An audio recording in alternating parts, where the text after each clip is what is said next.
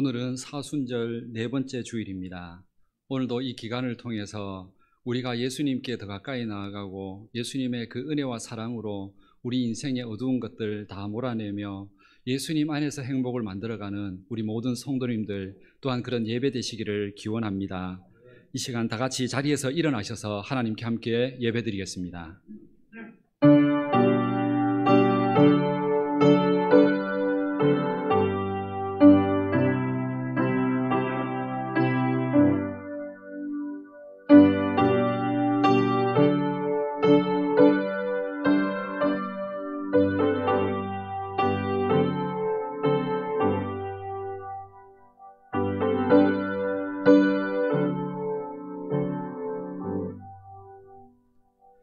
그러므로 형제들아, 내가 하나님의 모든 자비하심으로 너희를 권하노니 너희 몸을 하나님이 기뻐하시는 산제물로 드리라. 이는 너희가 드릴 영적 예배니라.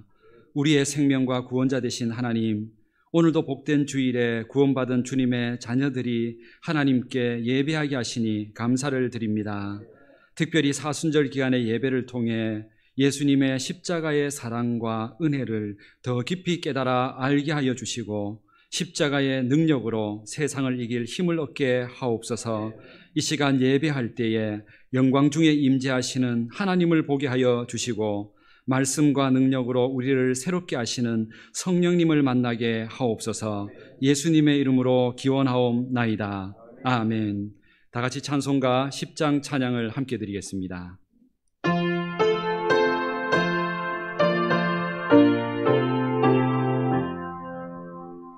전능왕 오셔서 주 이름 찬송케 하옵소서. 영광과 권능의 성부여 오셔서 우리를 다스려 주옵소서. 강생한 성자여 오셔서 기도를 들으소서. 택하신 백성들 복 내려 주시고 거룩한 마음을 주옵소서. 위로의 주 성령 오셔서 큰 증거 주옵소서. 전능한 주시여 각 사람 마음에서 떠나지 마시고 계십소서. 성삼위일체께 한없는 찬송을 드립니다. 존귀한 주님을 영광 중 배웠고 영원히 모시게 하옵소서.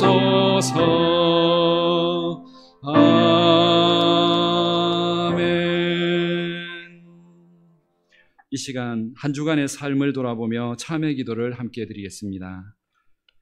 우리의 죄를 사하시기 위해 십자가를 지신 주님, 이 시간 예수님의 십자가의 보혈을 의지하여 회개하며 나아갑니다. 예수님은 우리를 죄와 죽음으로부터 구원하시기 위하여 십자가 앞으로 나가셨는데 우리들은 지금도 십자가를 등지고 하나님 앞에 오히려 죄와 욕심과 고집과 정욕을 쫓아 행하며 살고 있으니 용서하여 주옵소서. 또한 우리의 입술과 행위로는 이렇게 죄를 짓는 것뿐만이 아니라 마음으로 지은 죄까지도 주님 앞에 회개하오니 용서하여 주옵소서. 사순절 기간 우리들이 회개하며 겸손하게 은혜를 구할 때 우리 마음과 영혼이 새롭게 하시고 구원의 감격과 기쁨이 회복되게 하옵소서. 지금은 하나님과 나만이 아는 죄들을 생각하며 참회 기도를 계속하겠습니다. 살아계신 이 시간 주님 앞에서 하나님 말씀 앞에서 그 거룩함을 sol지 못했음을 고백합니다. 구원받은 그 은혜를 가지고 하나님 앞에서 여전히 우리의 욕심을 고집 고집을 따라 하나님 말씀에 좋은 말씀을 가지고 불행과 아픔과 상처를 주고 있사오니 용서하여 주옵소서. 하나님 우리의 입술뿐만이 아니라 눈도 모르게 마음으로 지은 모든 죄까지 하나님 앞에 하나님 다 기억하고 계시고 용서하시고 주님 새 마음 주옵소서. 정결한 마음 주옵소서. 십자가 앞에 새로운 마음으로 은혜를 더하도록 주옵소서. 이 시간 하나님의 은혜로 구원을 받을 만한 새 마음을 허락하여 주옵소서. 십자가의 보혈과 은혜가 우리 안에 충만하게 해주시기를 주님 함께하여 주옵소서. 용서하여 주시고 정결하게 하옵소서. 너희의 죄가 주홍 같을지라도 눈과 같이 희어질 것이요 진홍같이 붉을지라도 양털같이 희게 되리라. 그러므로 주 예수 그리스도 안에 있는 자에게 결코 정죄함이 없느니라. 아멘.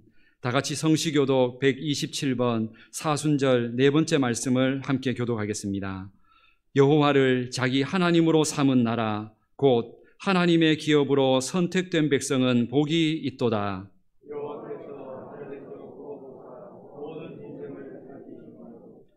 곧 그가 거하시는 곳에서 세상의 모든 거민들을 굽어 살피시는도다.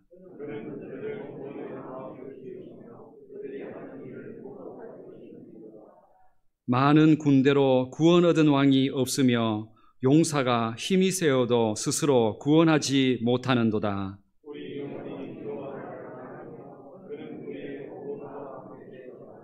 우리 마음이 그를 즐거워하며 우리가 그의 성호를 의지하였기 때문이로다.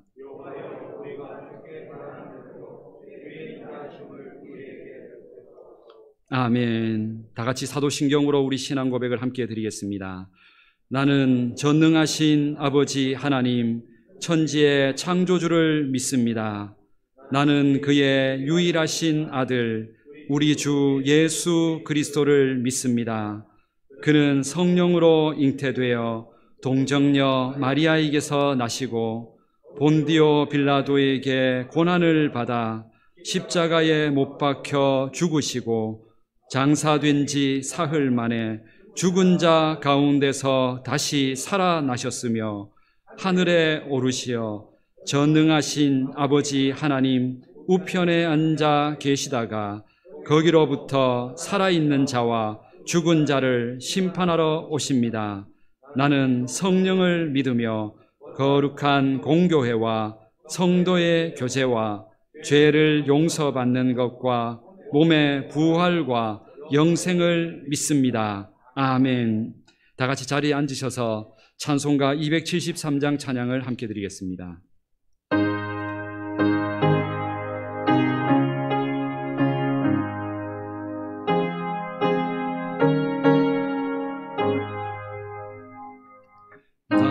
주를 멀리 떠났다 이제 옵니다. 나 죄의 길에 시달려 주여 옵니다. 나 이제 왔으니 내 집을 찾아 주여 나를 받으사 맞아 주소서. 그 귀한 세월 보내고 이제 옵니다. 난 뉘우치는 눈물로 주여 옵니다. 나 이제 왔으니 왔으니 내 집을 찾아 주여 나를 받으사 맞아 주소서. 나 죄에 매여 고달파 이제 옵니다. 주 크신 사랑 받고자 주여 옵니다. 나 이제 왔으니 내 집을 찾아 주여 나를 받으사 맞아 주소서. 이 병든 마음을 고치려 이제 옵니다. 큰 힘과 소망 바라고 주여 옵니다. 나 이제 왔으니 내 집을 찾아 주여 나를 받으사 맞아 주소서. 나 바랄 것이 무언가 우리 주 예수 날 위해 죽임 당하심 믿고 옵니다. 나 이제 왔으니 내 집을 찾아 주여 나를 받으사 맞아 주소서. 이 시간 예배를 위해서 이한식 장로님께서 기도 인도해 주시겠습니다. 우리와 함께 하시기를 기뻐하시고 즐거워하시는 하나님 아버지, 혹한의 겨울이 지나고 만물이 움틀거리는 봄을 만나게 하시니 감사합니다.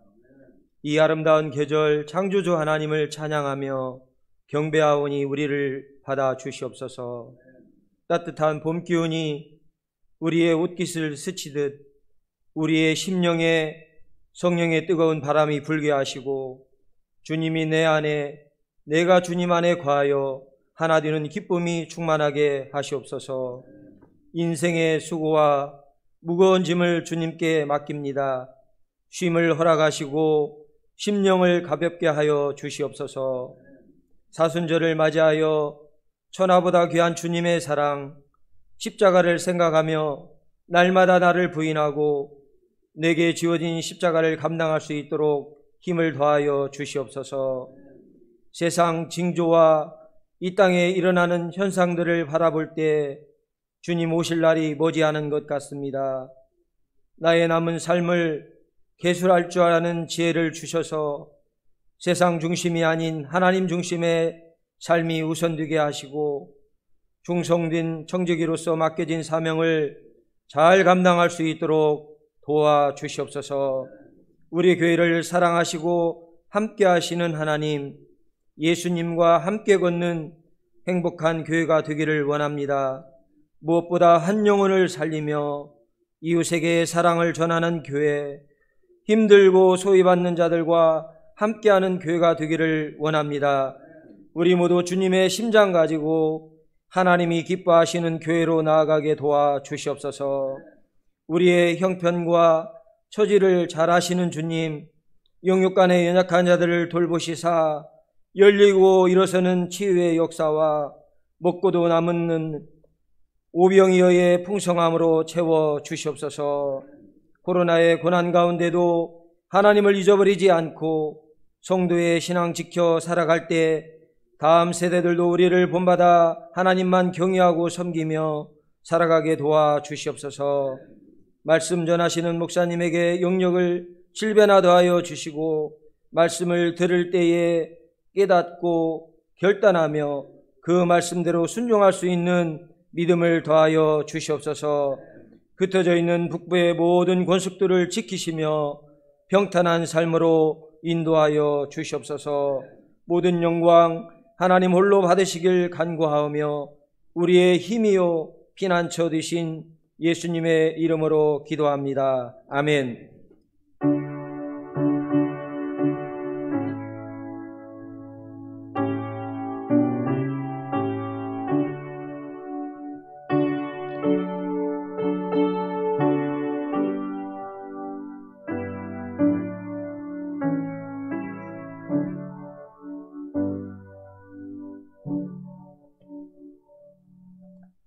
찬송가 50장 1절과 3절 찬양을 드리면서 준비하신 예물을 봉헌하겠습니다.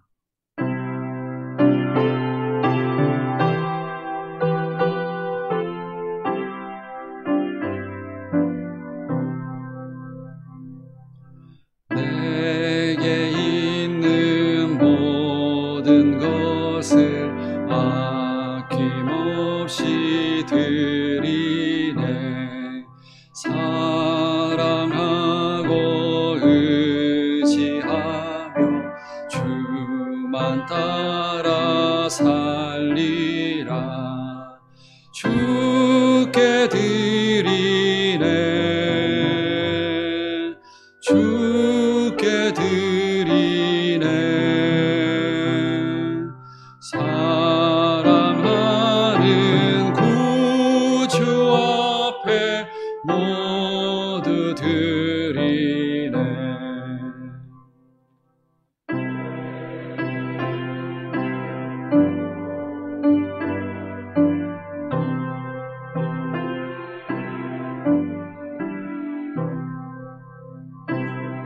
내 성령 충만하게 내게 내려주소서.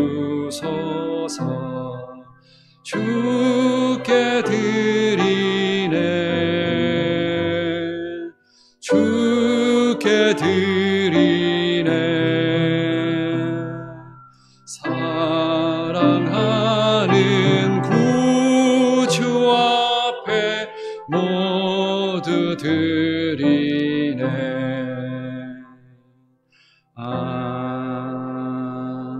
아멘. 지난 한 주간의 모든 삶을 인도하시고 오늘 여기까지 우리에게 건강과 기력과 모든 삶에 필요한 은혜를 채워주신 하나님께 감사와 찬양을 올려드립니다. 지난 한 주 동안도 저희들의 모든 삶 가운데 건강을 주셨고 가정을 주셨으며 직장과 일터 또 그 모든 것을 할 수 있는 건강과 힘을 주셨습니다. 이 모든 것들이 하나님으로부터 온 은혜임을 믿기에 이 시간 하나님 앞에 각종 우리의 감사의 제목을 따라 하나님 앞에 올려드리는 감사의 예물을 받아 주옵소서.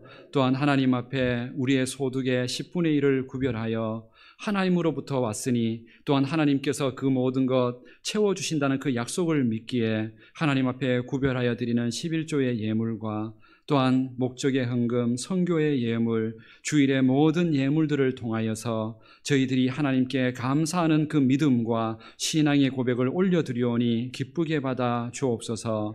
다음 한 주 동안도 살아가는 우리의 삶들 가운데 모든 근심과 염려하는 일들 속에 하나님 일용할 양식을 주시고 또한 육체적인 것, 영적인 모든 은혜를 공급하여 주셔서 그 하나님의 은혜 속에 날마다 행복한 발걸음을 걸어갈 수 있는 있는 우리 성도님들 되게 하옵소서. 이 시간 드려진 모든 예물들 쓰여지는 곳들마다 하나님의 영광이 나타나고 주님의 교회가 세워지며 주님의 나라가 확장되게 하옵소서. 주신 모든 것 감사드리오며 예수님의 이름으로 봉헌기도 드립니다.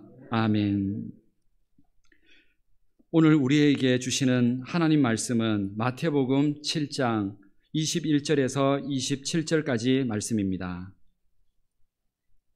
신약 성경 신면에 있는 마태복음 7장 21절에서 27절까지 말씀입니다. 마태복음 7장 21절에서 27절까지 말씀을 봉독하겠습니다. 말씀을 봉독할 때 살아계신 하나님의 음성을 들으실 수 있기를 바랍니다. 나더러 주여 주여 하는 자마다 다 천국에 들어갈 것이 아니요 다만 하늘에 계신 내 아버지의 뜻대로 행하는 자라야 들어가리라. 그날에 많은 사람이 나더러 이르되 주여 주여 우리가 주의 이름으로 선지자 노릇하며 주의 이름으로 귀신을 쫓아내며 주의 이름으로 많은 권능을 행하지 아니하였나이까 하리니 그때 내가 그들에게 밝히 말하되 내가 너희를 도무지 알지 못하니 불법을 행하는 자들아 내게서 떠나가라 하리라. 그러므로 누구든지 나의 이 말을 듣고 행하는 자는 그 집을 반석 위에 지은 지혜로운 사람 같으리니 비가 내리고 창수가 나고 바람이 불어 그 집에 부딪히되 무너지지 아니하나니 이는 주추를 반석 위에 놓은 까닭이요 나의 이 말을 듣고 행하지 아니하는 자는 그 집을 모래 위에 지은 어리석은 사람 같으리니 비가 내리고 창수가 나고 바람이 불어 그 집에 부딪힘에 무너져 그 무너짐이 심하니라. 아멘. 오늘도 이 예배의 말씀과 또한 하나님이 주신 그 은혜의 마음을 통하여서 우리가 예수님을 믿고 신앙을 하는 그 은혜가 그 복이 얼마나 큰 것인지를 오늘도 말씀을 통하여서 회복해서 우리의 신앙과 믿음 가운데 하나님의 은혜로 다시 한번 일어설 수 있는 우리 모든 성도님들 되실 수 있기를 주님의 이름으로 축복합니다. 이 세상 모든 사람들 우리들 마음속에는 늘 인생에 대한 행복에 대한 마음이 늘 있습니다. 어떻게 하면 좀 더 행복하게 살까? 그 행복에 대한 조건들을 늘 찾아서 우리는 달려갑니다.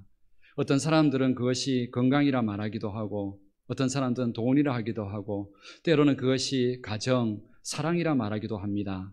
그런 조건들이 자기에게 행복이라 여겨진다면 분명히 그것을 위해서 인생도 쓰고 노력도 다 할 겁니다. 그런데 참 사람들을 돌아보면 행복의 기준이 다 다릅니다. 어떤 사람들은 그게 행복이라 말하는데 다른 사람도 또 다른 거라 말합니다. 그런데 우리가 학문적으로 그 슬로우라는 심리학자가 우리 인간의 존재에 대한 것을 구체적으로 학문적으로 사람이 진정으로 행복하고 사람다워지려면 어떤 조건이 있어야 되는지 5가지를 우리에게 제시해 주고 있습니다. 아마 들어보셨던 분들도 계실 텐데 우리 사람이 살려면 행복하려면 5가지가 필요한데 첫 번째 단계부터 순서대로 돼야 합니다. 첫 번째 단계가 뭐냐면 생리적인 욕구입니다. 생리적이라는 것은 사람은 기본적으로 먹고 마시고 자는 이 문제가 해결되지 않으면 절대로 행복해지지 않는다는 겁니다. 그런데 우리는 지금 그 행복을 이미 누리고 있습니다.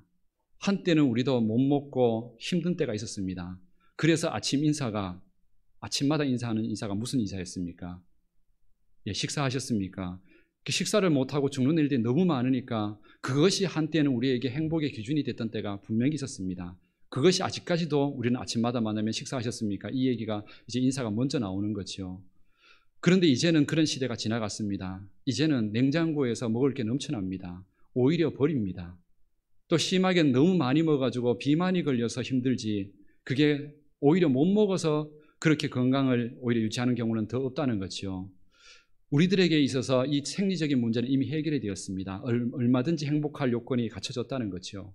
그렇다면 2번째 단계로 나아가야 합니다. 2번째 단계가 뭐냐면 안전의 욕구입니다. 이 모든 걸 가지고 있으면 이제는 나를 보호해 줄 안전한 것이 있어야 행복해진다는 거죠. 우리의 삶 가운데 아무리 먹고 살아도 내가 전쟁 아니면 기근 이런 걸 통해서 아니면 동물의 위협들, 추위와 더위 이것으로부터 우리를 보호해 줄 것이 없으면 우리는 더 이상 못 삽니다. 안전한 게 필요하다는 것이죠. 그 다음에 순서대로가 소속과 사랑의 욕구, 관계가 필요하고 사랑하는 사람이 있어야 행복해진다는 것, 그 다음에 존중의 욕구, 자아실현의 욕구, 이렇게 순서대로 되어 있습니다. 그런데 우리가 지금 이 시대에 가장 힘들어하는 게 뭐냐면 바로 두 번째입니다. 안전의 욕구입니다. 우리 인생이 정말로 나를 보호해 줄 만한 그런 곳이 필요한데 마음이 편안한 곳이 없습니다. 어디를 가도 힘듭니다. 그래서 사람들이 그나마 인생에서 쉬고 힘을 얻을 수 있는 가장 안전한 곳을 찾은 그 도구가 뭐냐면 바로 집입니다. 집이라는 곳에서 최소한 하루 종일 고단하고 힘들었다 할지라도 그곳에서만큼은 두 다리 뻗고 자면서 쉼을 얻고 용기를 얻어서 다음날 또 살아갈 수 있는 힘을 얻는다는 거죠. 그래서 그 누구나 사람들이 요즘 집을 얻으려고 하는 이유가 거기에 있는 겁니다. 또 우리 작년 말부터 뉴스에서 계속 일어나는 부동산 그 정책, 국가 정책에 이렇게 민감해하는 이유가 바로 그것 때문이죠.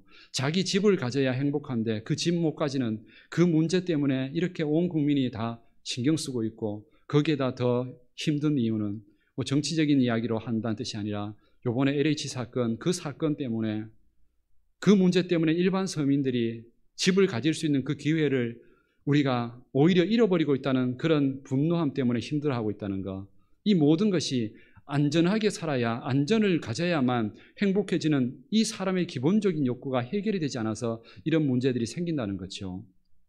그렇다면 과연 우리는, 오늘은 교회입니다. 신앙적인 믿음의 눈으로 바라봐야 합니다. 그렇다면 만약에 우리 성도님들은 집을 가지고 계신 분들이 계실 겁니다. 대부분 가지고 계실 거고요. 전세든 월세든. 그렇다면 집만 있으면 정말로 안전할까요? 인생이 문제가 없고 다 행복할까요? 그렇지 않습니다. 왜 그러냐면은 몸으로 생기는 육체적인 안전뿐만이 아니라 우리는 눈에 보이지 않는 불안과 염려들이 너무 많습니다.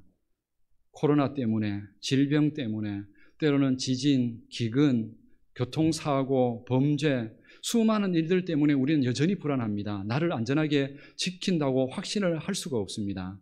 그러므로 우리의 인생이 진짜 행복해지려면은 좋은 집이 있는 게 우리의 안전을 지켜주지 않습니다. 우리의 마음과 영혼이 진정으로 나를 보호할 수 있다는 확신과 용기가 있을 때 진정으로 행복해진다는 겁니다. 그걸 인생의 집이라고 말할 수 있겠죠. 우리의 마음의 집. 그럼 그런 인생의 집을 과연 어디에서 어떻게 지어야 그런 세상의 문제들 가운데 우리가 이겨나갈 수 있을까요? 오늘 성경에는 그런 집이 있다고 얘기를 합니다. 오늘 성경에는 태풍이 오고 풍파가 나고 창수가 나고 비가 쏟아지는데도 불구하고 무너지지 않는 집이 있다, 이렇게 얘기를 합니다. 이건 단순하게 실제로 비가 내린다는 의미보다 오히려 영적인 의미입니다. 인생에 내 힘으로 해결하지 못하는 풍파와 같은 일들, 그런 일들이 우리 속에 생긴다는 겁니다. 때로는 질병이 오기도 하고 우리 자녀들한테 걱정거리가 생기기도 하고 우리 삶의 먹는 문제 때문에, 직장 때문에 여러 가지 풍파가 옵니다. 그런 풍파 가운데서도 흔들리지 않을 수 있는 그런 행복하고 든든한 인생의 집이 과연 있을까요? 어디에 있을까요? 오늘 성경에 보니까 분명히 무너지지 않는다 하면서 그런 집이 있다고 얘기를 했다는 겁니다. 도대체 그런 집이 어디에 있을까요? 우리는 지난 주일날 말씀을 통하여서 그 말씀을 함께 들었습니다. 그리고 오늘 말씀에도 그 내용이 나와 있습니다. 오늘 내용에 보면 25절 말씀에 이렇게 되어 있습니다. 비가 내리고 창수가 나고 바람이 불어 그 집에 부딪히되 무너지지 아니하나니 이는 주추를 반석 위에 놓은 까닭이요, 이렇게 되어 있습니다. 주추를 반석 위에 놓은 그런 인생의 집은 무너지지 않을 거라는 겁니다. 주추가 뭡니까? 주추는 기둥을 받치고 있는 밑에 까는 돌을 말하는 겁니다. 그러니까 그 돌이, 주추가 든든해야만 아무리 멋있는 집, 아름다운 집을 지어도 흔들리지 않는다는 것이죠. 그런데 그 주추가 무엇입니까? 우리는 지난주에 보았죠. 그 모퉁이 돌이 바로 예수님이라는 사실을. 인생 가운데 예수님 모시고 살아가는 사람들이 인생의 어떤 문제를 만나더라도 흔들리지 않는다는 걸 우리는 분명히 보고 있습니다. 주변을 한번 돌아보십시오. 예수님을 제대로 믿는 사람들이 정말로 어떤 인생의 풍파 가운데도 흔들리는지를 보십시오. 늘 행복해서 흔들리지 않는 게 아닙니다. 어려움이 생기고 문제가 생기는데도 흔들리질 않습니다. 그런데 그 중심에 보면 다 똑같습니다. 예수님을 잘 믿습니다. 이 사실을 잊어버리지 마십시오. 그 예수님 안에 살아가는 사람이 이 세상의 과학, 의학, 심리학으로도 해결하지 못하는, 때로는 우울증이 걸려서 약으로도 해결되지 않는 그 마음의 상처까지도 치료하는 그 보호와 능력이 예수님 안에 있다는 사실이 이미 우리 주변에서 너무 많이 보고 있습니다. 오히려 예수님을 떠나서 하나님을 떠나서 사는 사람들이 잘 사는 것처럼 보이지만 오히려 힘들어하는 사람들이 훨씬 많습니다. 우리는 이 사실을 잊지 말아야 합니다. 중요한 것은 오늘 이 말씀 속에서 지난주에 우리 말씀을 들으면서 그렇다면 정말로 예수님 믿는 게 우리 인생의 가장 든든한 인생의 집을 짓는 그 기초가 된다면 거기서 끝나면 안 된다는 겁니다. 무슨 말이냐면 우리도 다 예수님 믿고 있고 여기 세수한 예배드리러 오시는 분들은 예수님 믿는다고 그래도 믿음을 가졌다고 하시는 분들입니다.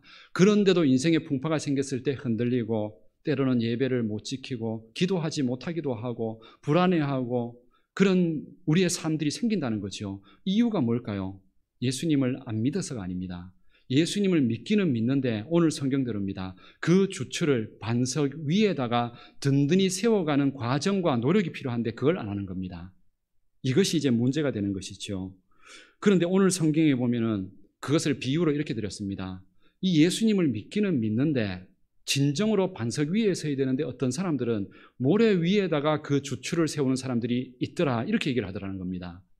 집을 짓는데 혹시 그런 사람들 본 적 있습니까? 집 지으면서 모래바닥 같은 데다가 거기에다 모퉁이돌 세우고 주춧돌 세워서 그 위에 기둥 세우는 그런 혹시 건축가들을 본 적이 있습니까? 없습니다. 그런데 이 성경에서는 이런 어리석은 사람이 있다고 말하는 도대체 이유가 뭘까요? 이것은 그때 당시에 이스라엘 사람들의 그 기후와 지역에서 이해하면 이해가 됩니다. 예수님께서는 이것을 그때 당시에 유대인들의 배경에서 이 말씀을 비유를 드신 겁니다. 그 유대 땅에 가면 그 기후가 어떻게 되어 있냐면 현재도 그렇습니다. 그 현재 이스라엘이라는 지역은 우기와 건기, 비가 내리는 때가 있고 안 내리는 때가 있는데 비가 내리는 때가 언제냐면 겨울식입니다. 12월 달부터 2월 달까지 그때 집중적으로 비가 옵니다. 그리고 거의 9달 동안은 비가 안 옵니다. 그러니까 사막 같은 지역이 되어버리는 거죠. 그런데 비가 왔다가 빠져버리는 그 땅은 물기가 있다가 머물러 빠져버리는 땅은 그 땅이 단단해집니다. 그런데 오늘 이 비유가 무슨 뜻이냐면은 바로 그 위에다가 어떤 사람들이 집을 짓는다는 겁니다. 실제로 그 위에 집을 지어도 어지간하면은 안 무너집니다. 그런데 왜 사람들이 그런 집을 그 위에다 짓느냐는 거죠. 이유가 뭐냐면은 빨리 쉽게 집을 짓기 위해서 그런 겁니다. 장기적으로 바라본다면은 좋은 땅, 반석이 있는 땅, 그런 기초 쌓는데 노력을 투자하고 돈을 들이고 이렇게 하면 되는데 그때까지 기다리지 못하고 빨리 성공하고 빨리 내 삶을 보호할 수 있는 것들을 빨리 얻고 싶다는 거죠. 그렇게 해서 세워진 집은 언젠가는 다시 우기 때가 되면 비가 오면 반드시 무너진다는 겁니다. 그런데 그런 일을 하는 사람들이 있더라는 겁니다. 우리 인생 가운데에도 빨리 쉽게 얻는 것들은 무너진다는 사실을 꼭 기억하고 계십시오. 이미 우리 주변에는 그것들을 너무 많이 뼈아프게 우리 그 사건들을 너무 많이 봤습니다. 삼풍백화점 사건. 저도 그 뉴스 보면서 정말로 깜짝 놀랐습니다. 그런 일이 일어나리라고는. 그 건물이 마치 영화처럼 그렇게 무너지리라고는 상상도 못했습니다. 부실공사였죠. 성수대교 무너졌을 때를 기억해 보십시오. 그리고 지금도 수많은 일들 가운데 부실공사로 그 재료비 아끼겠다고 그렇게 해서 만든 공사들 때문에 쉽고 빠르게 그렇게 건축해서 무너진 일들이 얼마나 많습니까? 갑자기 그렇게 쉽게 성공하는 것들은 다 무너집니다. 주식 투자하는 것들, 로또, 복권 당첨되는 것들, 그렇게 쉽게 얻는 것들은 다 쉽게 무너집니다. 그 사실을 다 알고 있습니다. 오늘 하나님께서는 우리에게 그 말씀을 하는 겁니다. 인생의 진정한 행복을 집을 짓기 위해서는 그 주추를 제대로 된 반석 위에 세워야 되는데 그 주추는 이거 하나만큼은 분명히 알아야 됩니다. 예수님이란 사실을. 그런데 문제는 그 예수님을 어떤 반석 위에 어떤 터 위에 세우냐는 것이죠. 그걸 위해서 과연 시간을 얼마나 투자하냐는 겁니다. 우리가 신앙을 못하는 이유가 바로 여기에 있습니다. 교회에 나오지 못하는 이유, 예수님을 쉽게 믿지 못하고 신앙을 오래 지속하지 못하는 이유가 바로 여기에 있습니다. 뭐냐면은 예수님 믿고 빨리 복을 받고 싶습니다. 우리 주변에서 전도하면서 그렇죠. 예수님 믿으면 잘 된다고, 복을 받는다고. 그런데 예수님 믿으려고 교회 나와가지고 주일 예배 좀 드리고 기도도 하고 하는데 문제가 계속 일어납니다. 그러니까 우리 마음속에 불안함이 드는 거죠. 예수님 믿으면 분명히 복 받는다 했고 잘 된다 했는데 왜 안 되냐는 거죠. 그러니까 쉽게 빨리 복을 받고 싶은 거죠. 빨리 성공하고 싶고 그게 예수님이라고 해답을 줬으면 정답이 나와야 되는데 정답이 안 이루어지는 거죠. 그러니까 불안한 거죠. 그런데 이게 문제라는 겁니다. 쉽게 그렇게 되는 게 아닙니다. 세상의 인생의 일반 집도 건축을 하는데 과정이 필요하고 노력이 필요한데 예수님을 믿으면서 내 인생의 축복의 사람이 되려면은 내 마음도 바꿔야 됩니다. 죄와 욕심, 지금까지 붙들고 살았던 고집, 자존심 이거 다 바꾸고 하나님의 말씀과 은혜 담을 수 있도록 축복의 백성이 될 수 있도록 그렇게 삶을 바꾸려면 그게 하루아침에 되겠습니까? 안 됩니다. 그러면 그 과정이 필요한 거죠. 일반 세상에서도 그런 얘기합니다. 세상에서도 최소한 습관 바꾸는데 20일 걸린다고 합니다. 이거는 그냥 그 발달하기 위해서 하는 얘기죠. 최소한 한 가지 습관을 들이는데도 20일 이상이 걸리는데 그냥 매일 반복해서 20일입니다. 그런데 우리가 신앙하면서 주일날은 일주일에 한 번씩 옵니다. 이건 매일 하는 게 아니고 그런데 이 주일 예배 몇 번 드렸다고 과연 내 인생에 복이 오고 내 마음이 바뀌고 온유한 사람이 되고 은혜의 사람이 된다는 거 그건 절대로 있을 수 없습니다. 물론 하나님께서 정말로 기적처럼 벼락처럼 그렇게 변화시켜 주시는 사람이 간혹 있습니다. 그러나 그건 일반적이지 않습니다. 시간과 노력이 필요한 것이죠. 정말로 인생의 행복한 집을 위해서라면 예수님이 내 인생의 주춧돌이 되셔야 하는데 문제는 그 주춧돌이 반석 위에 쌓이기 위해서는 시간과 노력이 필요하다는 겁니다. 신앙의 노력이 필요하다는 것이죠. 그런데 대부분 그 기간을 참지 못하고 내 교회 가봤더니 다 똑같더라. 기도해봤는데 다 그렇더라. 예배 드려봐도 다 똑같고 그렇더라. 이렇게 하면서 그게 마치 맞는 것처럼 생각하면서 하나님을 만나지도 못한 채 그 복을 경험도 만져보지도 못한 채 신앙은 그런 거다 하고 아예 돌아가 버린다는 것이죠. 이게 우리 인생의 불행입니다. 우리의 인생의 집, 예수님 안에서 하나하나 든든하게 세워가야 합니다. 그것을 위해서 힘이 필요하고 노력이 필요하고 때로는 내 헌신이 필요하고 희생이 필요합니다. 그러나 기억하십시오.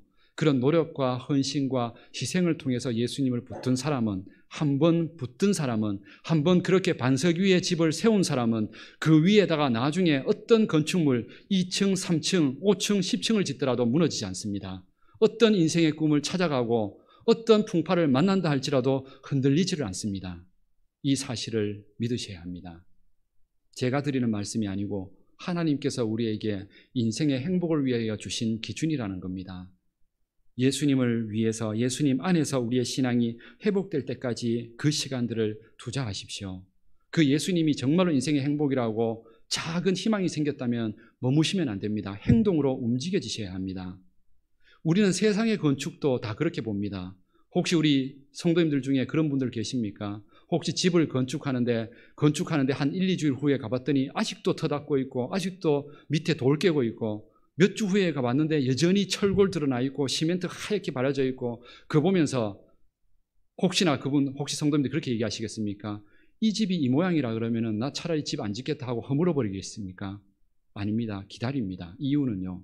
그 과정이 필요하다는 걸 알기 때문에요. 그 터를 세우는데 기둥을 세우는데 든든한 그 기초의 시간과 노력과 그것들이 필요하다는 걸 알기 때문에 기다리는 겁니다. 기다린 이후에 나중에 세워졌을 때 아름답게 몇 년, 수십 년, 수백 년이 가도 흔들리지 않는 집이 되는 거죠. 세상에서는 집 지으면서도 그렇게 기다릴 줄 알면서 예수님 믿고 신앙하는 데는 왜 그 기다림이 없습니까? 하나님 앞에서 예수님 믿으면서 기도하면서 은혜를 구해보십시오. 하나님 절대로 외면하지 않으십니다. 반드시 이루시는 때가 있습니다. 그 때가 언제일까요? 내가 변화되는 때입니다. 내 마음이 변화되고 내 고집과 자존심이 낮아지고 하나님 말씀 앞에서 행복을 찾아갈 수 있는 그런 마음들이 회복될 때에 그럴 때 든든하게 내 인생의 집이 다시 세워질 겁니다. 하나님의 말씀이라면 내가 믿고 따라가 보겠다는 그 기둥들이 하나하나 세워질 때, 그 골조들이 세워질 때에 나중에 내 인생이 거기에다가 벽화를 걸든 아니면 거기에다 냉장고를 들여놓든 벽지를 바르든 그 모든 집들이 아름다워지는 겁니다. 그런데 그거 없이 세웠다가 풍파 일어나고 지진 일어나서 무너져 버리면 아무리 예쁜 것들, 장식들, 아름다운 집 만들어 놔도 아무 소용없는 겁니다. 우리 인생 가운데 예수님을 중심으로 그 과정, 예수님을 믿기 위해서 온 힘을 기울이십시오. 신앙의 힘을 위해서 온 힘을 기울이십시오. 그 과정들 겪고 나면은 영원히 흔들리지 않는, 그리고 어떤 인생의 풍파, 심지어는 죽음 앞에서도 흔들리지 않는 그런 능력과 인생의 든든한 집을 얻게 될 겁니다. 저는 장례를 할 때마다, 임종을 볼 때마다 그걸 너무나 확신합니다. 예수님 믿는 게 살아있을 때는 잘 구분이 안 갑니다. 그런데 죽음 앞에 섰을 때는 예수님 믿는 사람과 안 믿는 사람의 차이가 너무 많이 납니다. 안 믿는 사람은 누구든지 그 사람이 어떤 직업을 가지고 어떤 용기를 가졌던 사람인지 죽을 때 다 두려워합니다. 그리고 끝까지 죽지 않기 위해서 몸부림칩니다. 그게 보입니다. 온몸에 경련이 일어나고 힘이 들어가고 굳어지는 모습이. 그런데 예수님 믿고 돌아가시는 분들 하나같이 너무 평안합니다. 정말로 잠자듯이 꿈꾸듯이 편하게 임종하십니다. 이유가 뭘까요? 그 죽음 앞에서도, 그런 죽음의 풍파 앞에서도 흔들리지 않는 예수님 위에 그 인생의 집을 지었기 때문에 그런 겁니다. 그 사실을 언젠가는 증명이 될 겁니다. 지금은 모르지만 언젠가는 이렇게 내가 공을 들이고 신앙했고 믿음을 지켰던 이것에 대하여서 내 힘으로 할 수 없는 일들이 닥쳤을 때 그런 일들 분명히 생깁니다. 건강의 문제든 자녀 문제든 돈 문제든 내 힘을 벗어난 일들이 분명히 생길 겁니다. 그런 풍파 앞에서 흔들리지 않는, 그 순간에도 두려워하지 않고 당당하게 견디고 헤쳐나갈 수 있는 그런 인생의 든든한 집, 오직 예수님 안에서 그 믿음을 가진 사람, 그 안에서 인생의 집을 세운 사람만이 가능해집니다. 이 사실을 믿고 그 예수님 터 위에 세워가는 우리 성도님들 되시기를 축복합니다. 저는 저 자신이 그걸 확신합니다. 저는 예수님을 만나고 나서 그 위에 제 인생의 집을 짓고 나서 지금도 여전히 저는 확신할 수 있습니다. 저는 죽음에 대한 두려움, 물론 죽음의 미련은 있습니다. 아직도 우리 애들 결혼하는 것도 보고 손주들 축복하고 이런 것들 하고 싶습니다. 그러나 죽음 자체가 두렵지는 않습니다. 천국에 대한 확신과 소망 때문에요. 예수님 안에서 제 인생의 집을 지었기 때문에요. 때로는 내 몸에 질병이 있고 가정에 문제가 생길 수 있습니다. 생기기도 하고요. 그러나 절망하지 않습니다. 예수님의 터 위에서 예수님이 얼마나 나를 든든하게 세워주신지를 믿고 있기 때문에 흔들리지 않습니다. 저는 그걸 위해서 시간과 노력을 고등학교 때 1학년 때 처음 예수님 믿고 나서 투자를 했습니다. 정말로 하나님 앞에 기도하는 사람이 쓰러지지 않는다는 것, 그 기둥으로 세워지면 인생의 집이 흔들리지 않는다는 것 듣고 나서 기도의 삶을 시작했습니다. 하루아침에 될까요? 안 됩니다. 그래서 저는 고등학교 때 제가 우리 전사님, 목에 있었던 그 용각교회 전사님에게 부탁을 했고 또 말씀을 하셔서 제가 새벽에 차인벨 아십니까? 테이프 이렇게 넣어가지고 종소리 나도록 만드는, 스피커로 종소리 나오는 그런 걸 하는 거죠. 새벽 시간을 이제 알리는 거죠. 근데 제가 그걸 한 겁니다. 왜냐하면 그렇게 하지 않으면 이 젊은 혈기에 청년 때에 이 새벽에 너무 자고 싶은데 그렇게 하지 않으면 절대로 깨지 못한다는 걸 알았기 때문에요. 그런데 그거 하면서 즐겁게 행복하게 눈 떴을까요?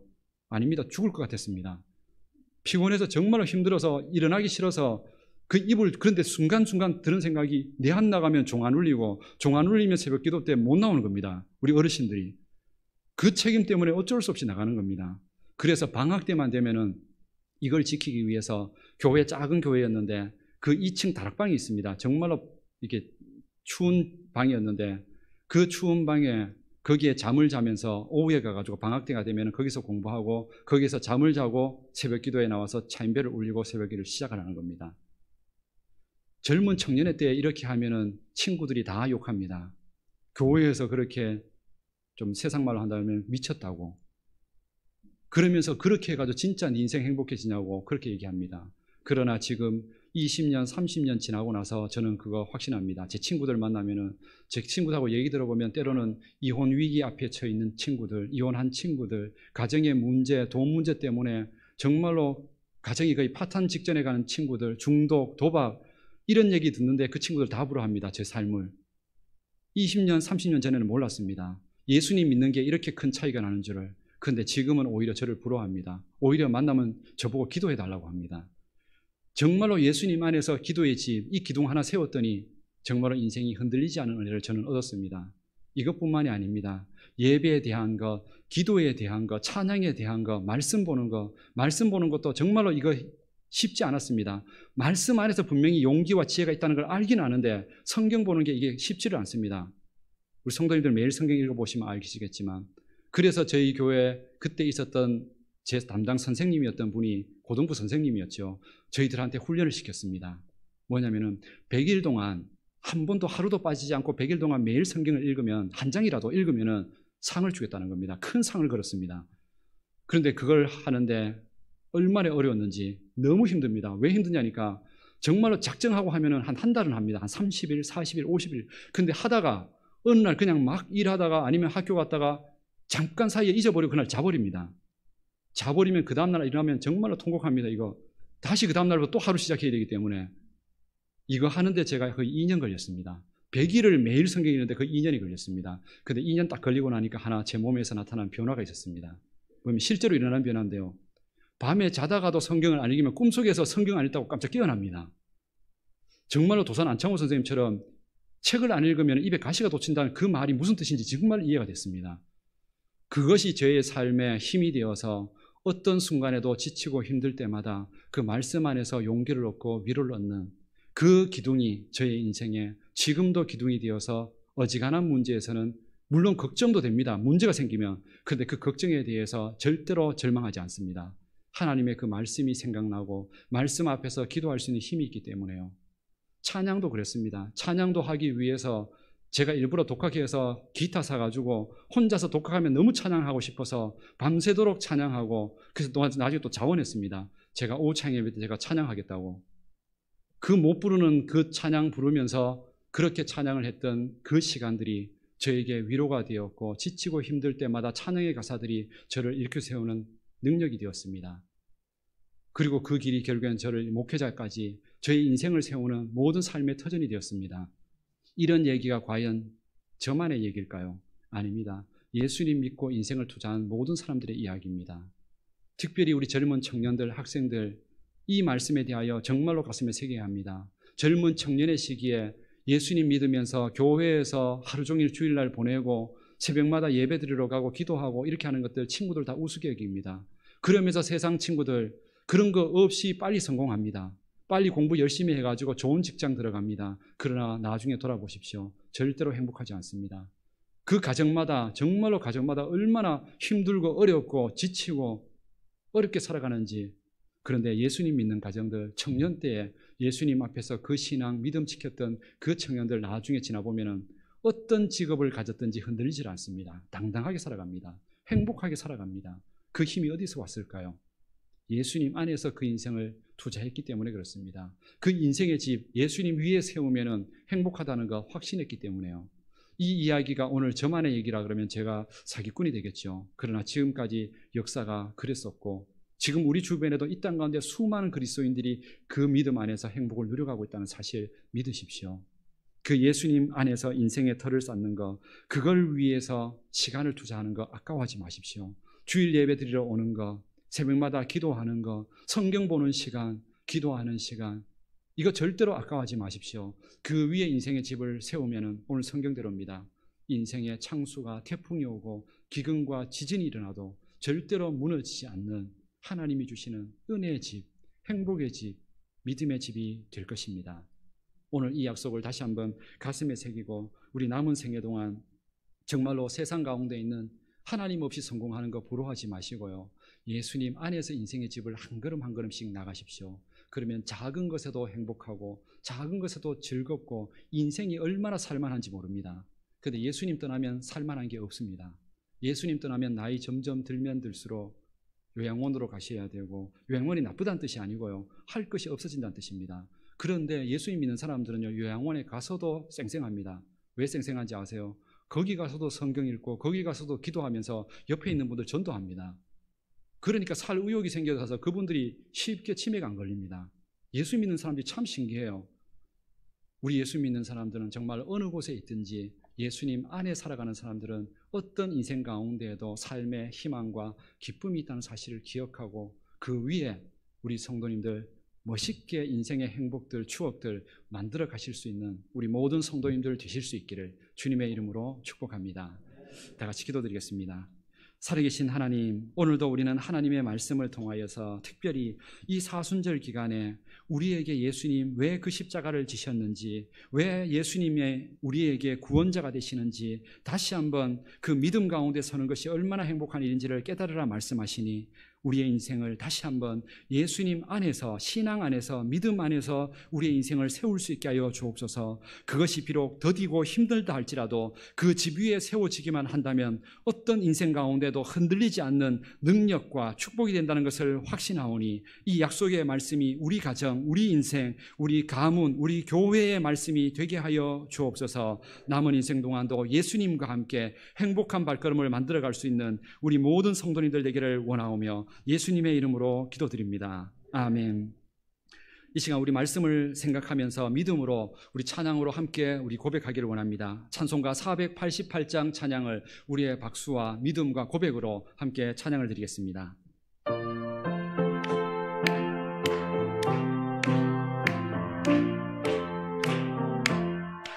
이 몸의 소망 무언가 우리 주 예수뿐일세.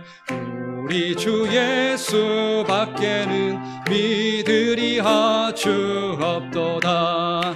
주 나의 반석이시니 그 위에 내가 서리라. 그 위에 내가 서리라.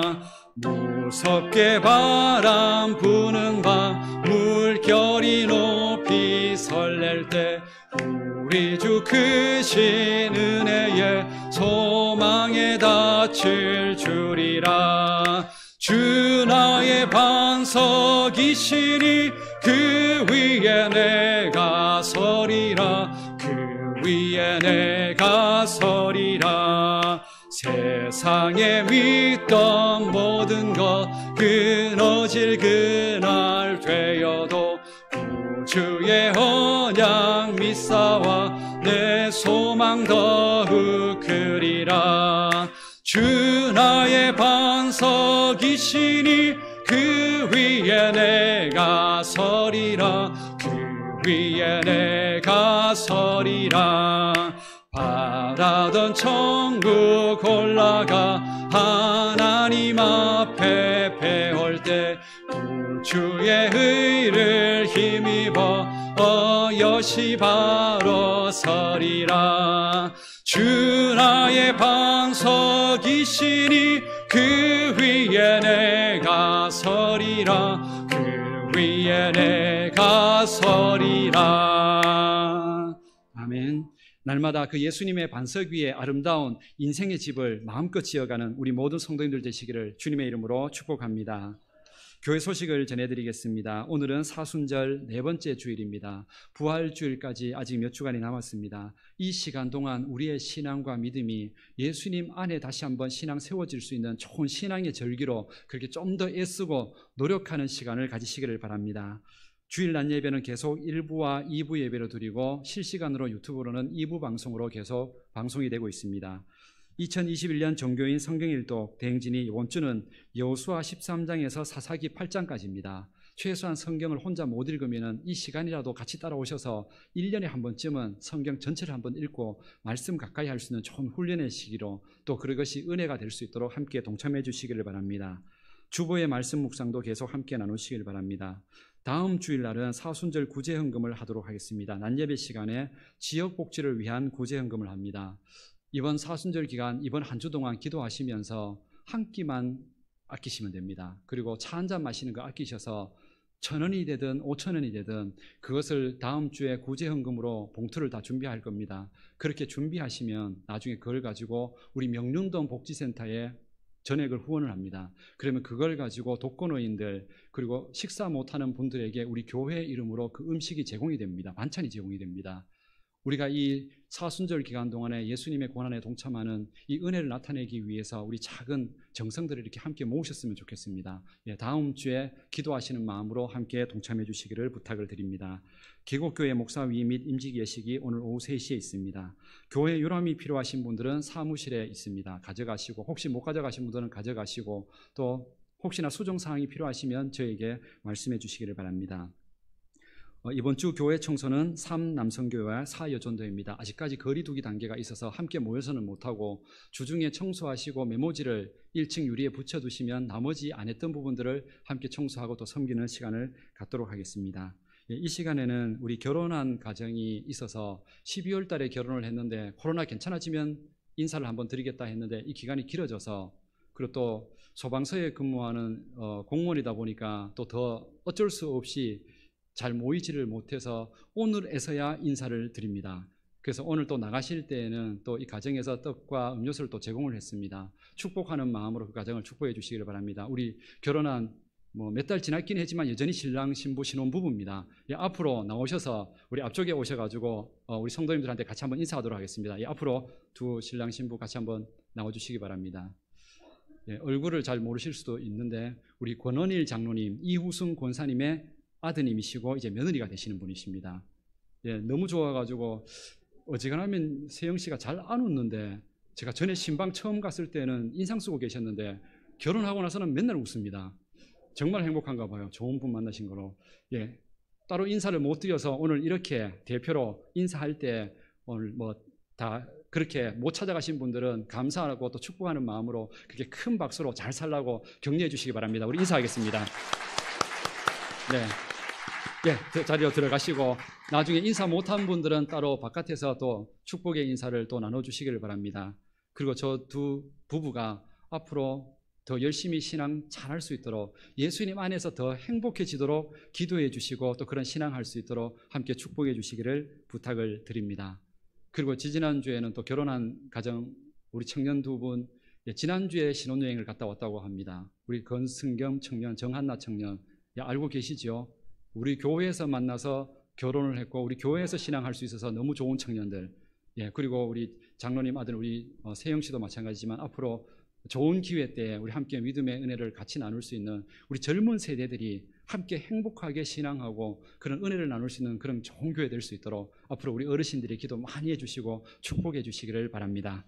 나머지 내용들은 주보를 참조하시고요. 앞뒤 좌우에 계신 분들과 함께 축복의 인사 함께 나누겠습니다. 예수님 안에서 한 주간 행복하십시오. 이렇게 인사를 앞뒤 좌우의 분들 함께 인사 나누겠습니다. 예수님 안에서 한 주간도 행복하게 잘 보내시고 예수님 안에서 인생의 좋은 은혜들을 나눠 가십시오. 3층에는 왜 인사 안 하세요? 서로 앞뒤 좌우에 계신 분들과 함께 축복의 인사 나누시고요. 믿음 안에서 행복을 만들어 가시기를 바랍니다. 우리 다 같이 일어나셔서 찬송가 620장 찬양 함께 드리겠습니다.